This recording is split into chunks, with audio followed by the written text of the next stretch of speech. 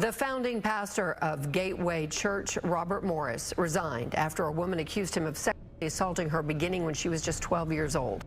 4 days after uncovering decades-old allegations of mistreatment against their senior pastor, Robert Morris, hundreds of Gateway Church staff members gathered in an auditorium in Southlake, Texas, on Tuesday to hear the decision regarding his future.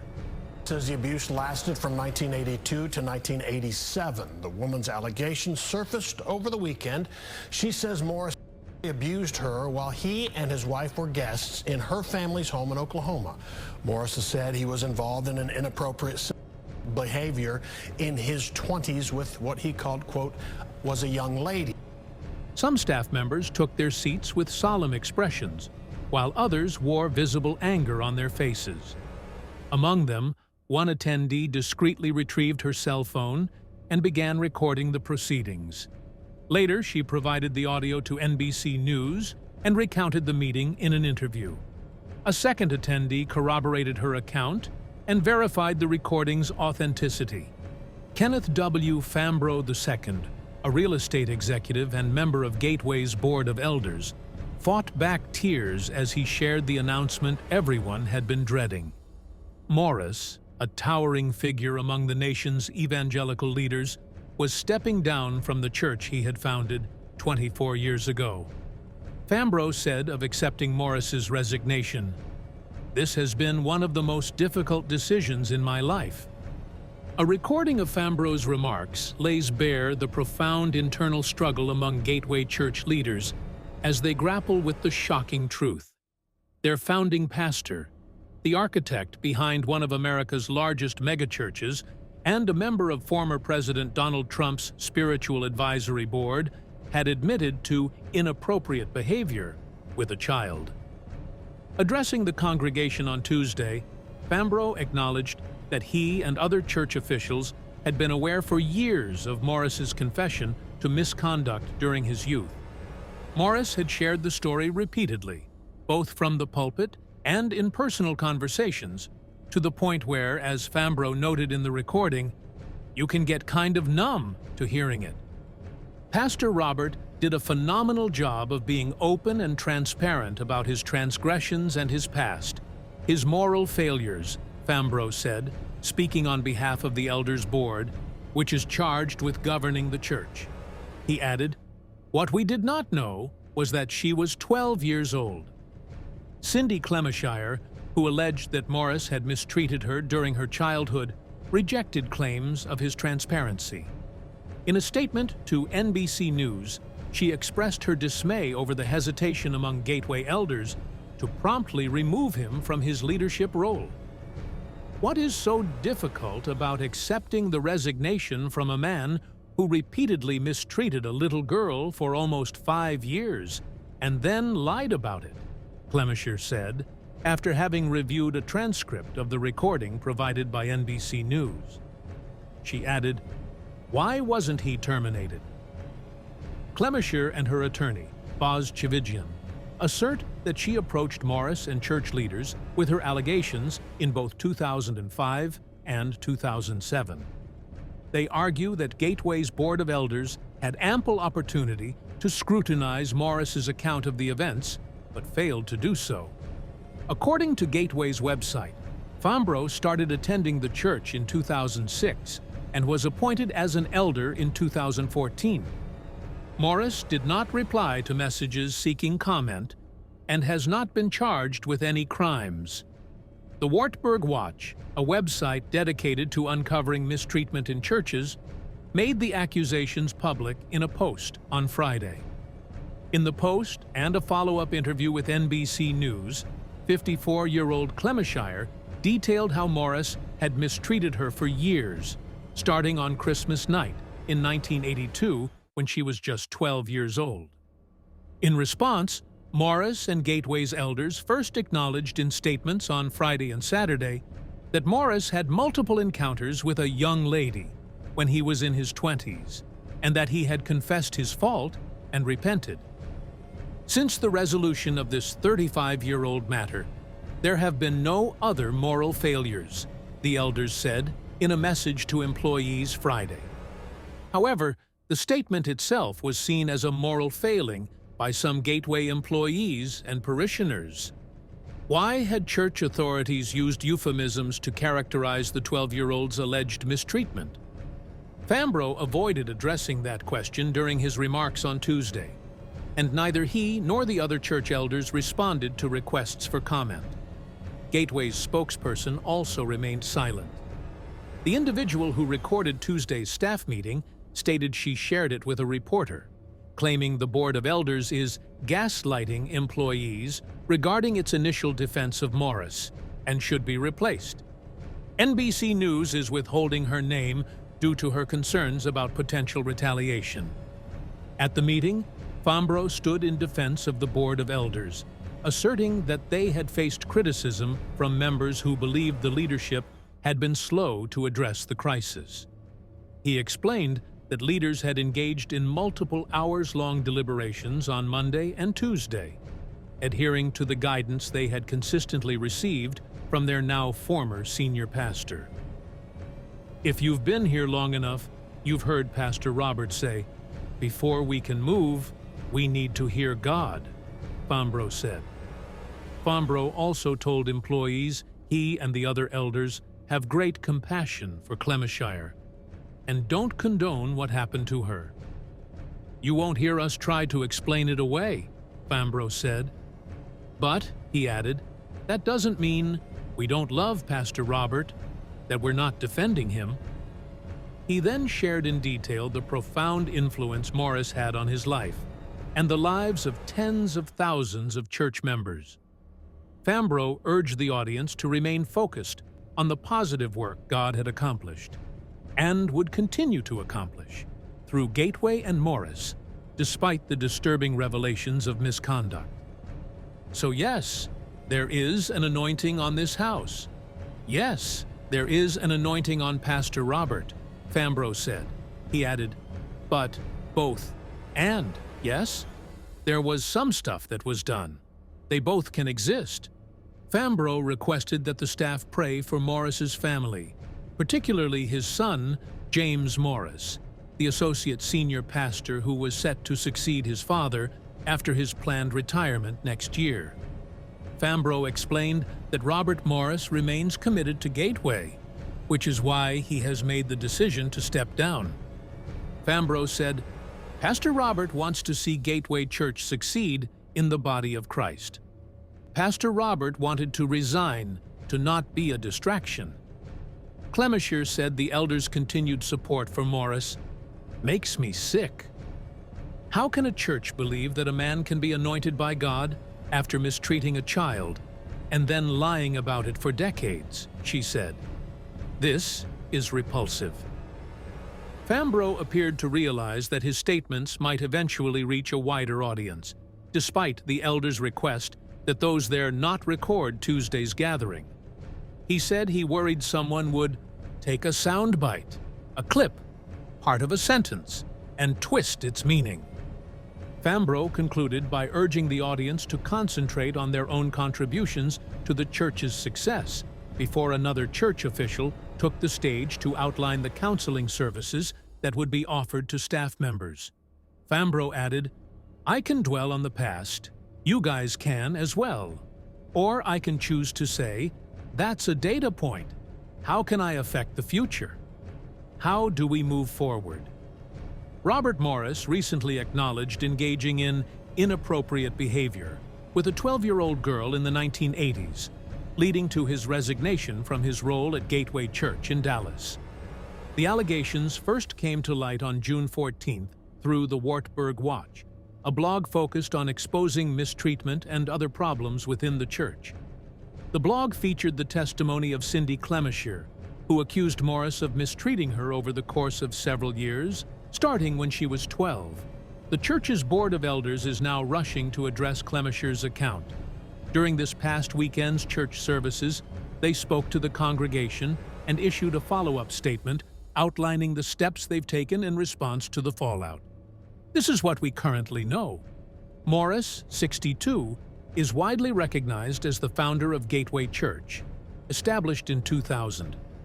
Over nearly 25 years, The church has grown into one of the nation's largest megachurches, boasting around 100,000 active attendees, according to the church. It now operates 9 campuses across Texas, as well as locations in Jackson Hole, Wyoming, and St. Louis. Morris gained increased recognition when then-candidate Trump appointed him as his spiritual advisor and included him on his Evangelical Advisory Committee in 2016. 4 years later, Morris welcomed Trump to Gateway Church in Dallas, where Trump praised him and fellow Gateway elder Steve Doolin, calling them great people with a great reputation. The Trump campaign did not reply to NPR's request for comment. However, following Clemeshire's revelation, a spokesperson for the Trump campaign informed the New York Times that Morris played no part in Trump's re-election campaign. Morris acknowledged mistreating Clemeshire and resigned from his position at Gateway on June 18th. No criminal charges have been brought against him. According to her statement to the Wartburg Watch, Clemeshire was mistreated by Morris starting in 1982 when she was 12 and he was 21. He was a traveling evangelist at the time. Morris, his wife Debbie, and their little son would visit Clemeshire's family and go on vacations with them because their families were friends. According to Clemeshire, the incident started on Christmas night in 1982 and lasted across Texas and Oklahoma for over 4 years. Clemeshire claimed that Morris touched her and made an effort to sleep with her as she grew older. The mistreatment ceased when Clemeshire was 16, she recalled, after confiding in her parents. Her father insisted that Morris leave the ministry, threatening to report the mistreatment to law enforcement if he did not. Morris left the ministry in 1987, but came back 2 years later. Shortly after the story was published, Morris acknowledged the allegations of inappropriate behavior in a statement shared on social media, NPR station Kara News reported. The elders of Gateway Church said in this statement that Morris has been open and forthright about a moral failure he had over 35 years ago. Acknowledging Morris had said he had several close encounters with a young lady when he was in his 20s and had repented. According to this statement, Morris sought counseling after taking a 2-year hiatus from the ministry in the 1980s. Recently, both the current leadership at Gateway and at least one former leader have asserted that they were unaware of the full scope of the mistreatment, the explicit details involved, or Clemeshire's age at the time. In a later update to the Wartburg Watch's report on the initial story, Clemeshire revealed that Gateway Church elders were aware of her allegations as early as 2005, when she had sent an email directly to Morris's Gateway email address. She told the publication, "Former Gateway elder Tom Lane received and responded to my email, acknowledging that the mistreatment began on December 25, 1982, when I was 12 years old." But the church's leadership at the time ultimately believed the false narrative Morris gave them, she said. Lane recently posted on social media that until Clemeshire's statement on June 14th, he did not know the severity and specifics of the mistreatment she experienced, nor did he know she was 12 when the mistreatment started. In 2007, 2 years after Clemeshire's email to the church, her then-attorney Gentner Drummond sent a letter to Morris with the hope that he would help reimburse me for the thousands of dollars I had expended in counseling as a result of this mistreatment. His attorney acknowledged the dates as well, and then attempted to blame me for the mistreatment, she wrote on the blog. Her current attorney, Boz Chivijian, told NPR, "It is true that Cindy and her counsel attempted to settle a civil claim against Morris in 2007, but he would only do so if she signed an NDA. She refused and walked away from the settlement." Given the statute of limitations for criminal prosecution in Texas and Oklahoma, Chivijian told NPR that they are currently evaluating options, although it's unclear what those might be. This past weekend, Tra Wilbanks, an elder in the megachurch, spoke to the Gateway congregation and denied being aware of Morris's prior mistreatment. He said, as a father of 6 daughters, "What has happened is extremely disturbing, and I'm experiencing a wide range of emotions like you. As an elder, I did not know the truth, and frankly, like so many of you, my wife and I are shocked, devastated, and grieving." In that same address, he expressed compassion for Clemenshire. The Board of Elders at Gateway Church released a new, lengthy statement on its website after Morris resigned on June 18th. It confirmed Morris's departure and said that the law firm Haynes and Boone had been hired to conduct an independent investigation into the case so that the facts can be understood, according to the statement. Gateway Church is committed to protecting people, first and foremost children and the most vulnerable. Mistreatment simply cannot be tolerated, the board wrote. They claimed not to have all the facts until Wartburg Watch first reported on Clemenshire's encounter on June 14th. The Gateway Elders wrote, "The Board of Elders is deeply committed to walking in integrity and finding the truth. Having this inquiry done by an independent and unbiased outside law firm is best practice. This review has begun, and the Board of Elders pledges its full cooperation." Chivigian, Clemenshire's lawyer, chastised Gateway leadership for altering their account of when and what they were aware of the Morris accusations. Only a couple of weeks ago, the leadership at Gateway was publicly claiming that Robert Morris was transparent with them and that the senior pastor had no other moral failures. Now they are claiming he had not been transparent with them and, in fact, had been untruthful, Chivigian wrote in an email to NPR. Chivigian said that his client has been sharing her story for years and has even warned a handful of ministries and churches. No one did a thing. On November 2nd, Gateway Church's temporary teaching pastor, Max Lucado, informed attendees that the Saturday service would serve as the church's mile marker, or demarcation point.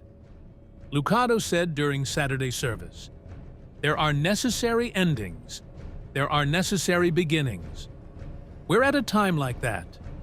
We've been waiting all summer to know where we are, and it's brought us to this service." Elder Trow Wilbanks of Gateway Church stepped up to the pulpit to present a summary of the findings from Haynes and Boone LLP, the law firm hired by the church in June. This decision followed the resignation of Robert Morris, Gateway's founder and former senior pastor. Morris, who established the South Lake-based megachurch in 2000, had stepped down from his role. Morris's exit came after Cindy Clemenshire accused him of mistreating her multiple times in the 1980s, beginning when she was just 12 years old. Clemenshire shared her allegations with the Wartburg Watch. Following the revelation of these claims, attendance at Gateway campuses has fallen by over 20%, dropping from approximately 25,000 to 19,000 people each weekend, as reported by the Dallas Morning News. Clemenshire had earlier chastised Gateway for enlisting a crisis management agency to investigate the claims made against Morris. "This does not appear to be an independent investigation, and this deeply concerns me," Clemenshire said in June. Wilbanks stated that the law firm's report examined Morris's conduct, including but not limited to Clemenshire's allegations, and also investigated what church leaders knew and when. Dane Miner and Kenneth Fambro, 2 church elders, were with him. Haynes and Boone presented their findings to the subcommittee, which consisted of the 3 members. According to Wilbanks, the law firm's investigation revealed no other claims of misconduct against Morris. Haynes and Boone gathered 780 gigabytes of data, analyzed thousands of pages of documents and emails, and conducted interviews with more than 24 people, according to Wilbanks.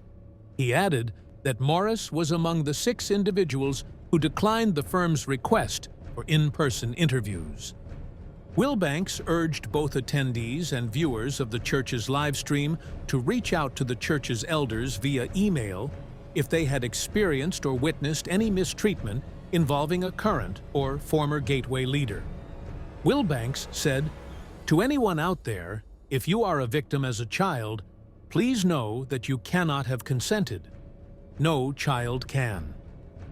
Wilbanks stated that two groups were aware of the mistreatment. One group knew that Clemisher was just 12 years old when the mistreatment started, while the other was aware of mistreatment allegations against Morris, but chose not to investigate further. Both groups are fundamentally wrong and cannot and will not be tolerated at Gateway Church, Wilbanks said. According to him, those who fall under either category are therefore no longer hired by the church or served as elders.